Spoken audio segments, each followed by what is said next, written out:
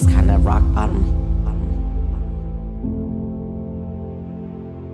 You don't have enough paper, poster board to put down the causes of poverty. One of our core values is that we empower people to rise above the need for our services.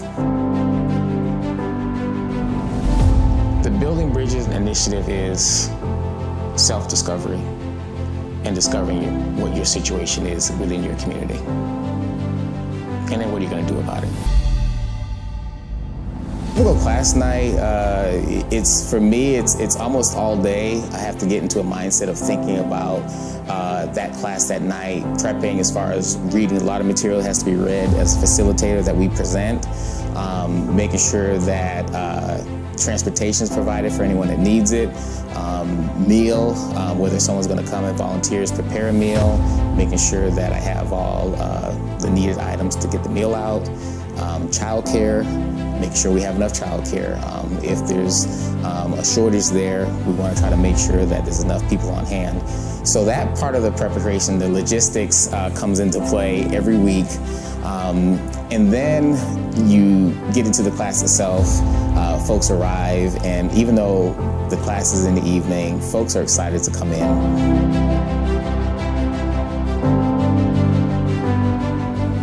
Started off with my doubts and reservations and being afraid to read because it takes you back to a class setting. It's been years since I've been in a class, and I was embarrassed and I was shy and I was apprehensive. But from the beginning, you made it such a warm experience. And being able to actually eat with people, I think, bonded us better. Because you're sitting down and you're eating with somebody. You're not just coming into a cold room and reading books.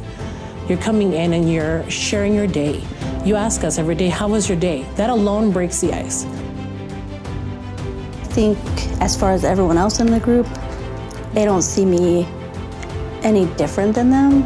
Like, I'm not any better, and I don't see them any different than me.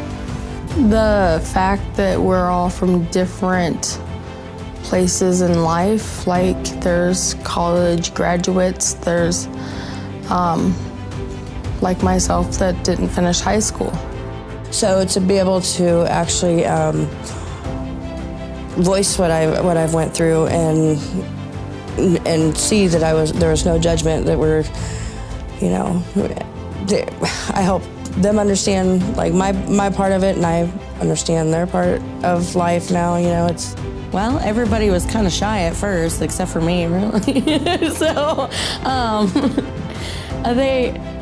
getting to know everybody else's situation and their scenarios on their poverty level, we're kind of the same, but we're different.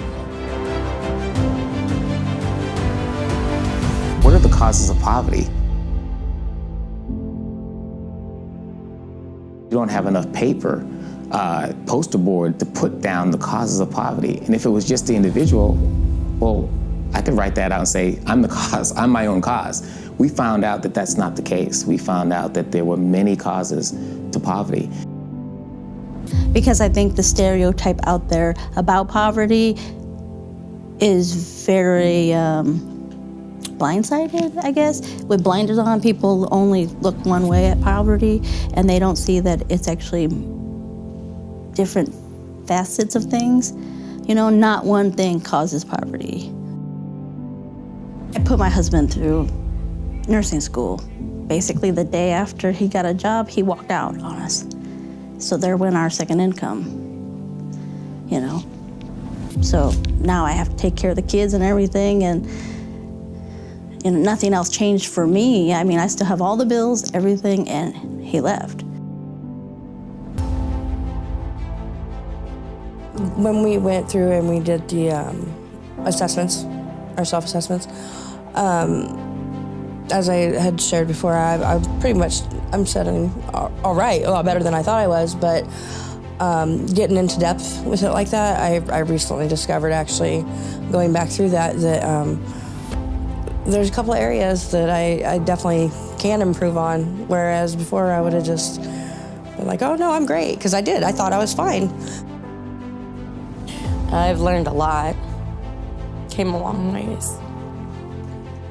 Definitely want to go back to school. I mean, I've got a job right now taking care of my mom in home while she does her surgeries and stuff, but I would like to go back to school, definitely get a better job.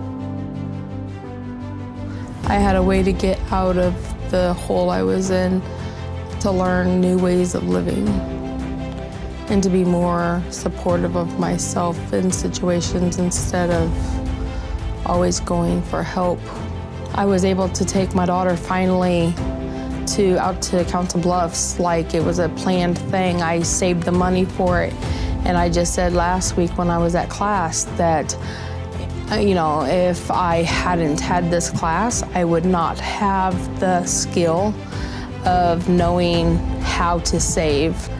And the smile on my daughter's face and the "Mommy, I love you" at the end of the day was just more than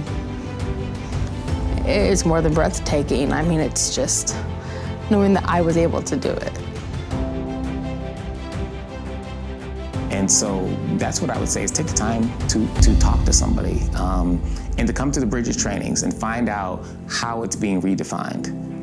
That the individual is not without responsibility for their situation, but it's much bigger than that. You know, I came in knowing that I wanted to put myself out there for these people, to be a support system. I wanted to be the person that came back every week. You know, like, you're not gonna scare me away. You know, you're a valuable person, love you more each week, let's work on this together. So that's my biggest thing, because as I was going through and developing these relationships and watching them interact with each other, it was so inspiring.